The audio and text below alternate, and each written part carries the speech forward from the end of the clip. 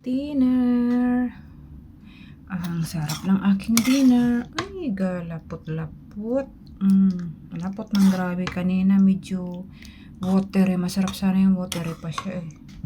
Tapos iuulam ko siya dito sa aking dalawang toasted bread. Ayan.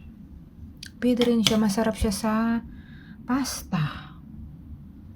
Pero wala akong pasta kaya pwede rin sa kanin.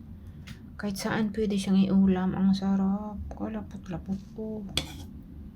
Tikman ko nga.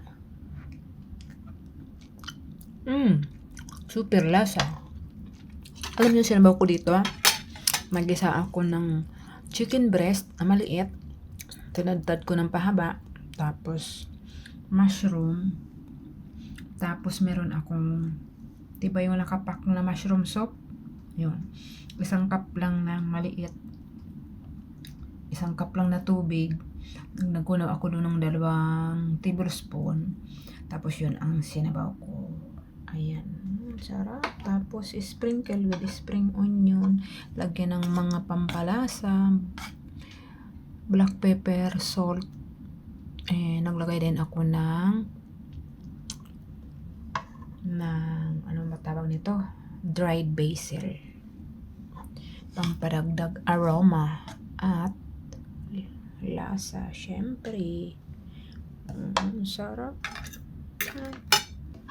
Kain na naman, kain na.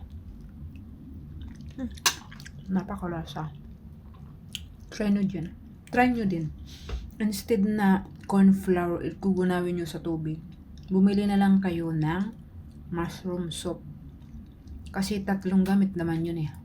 Depende sa dami ng lulutuin mo. Ako isa lang naman ako kakain kaya yung isang pack na tatlo kung ano yun gamit. Happy dinner.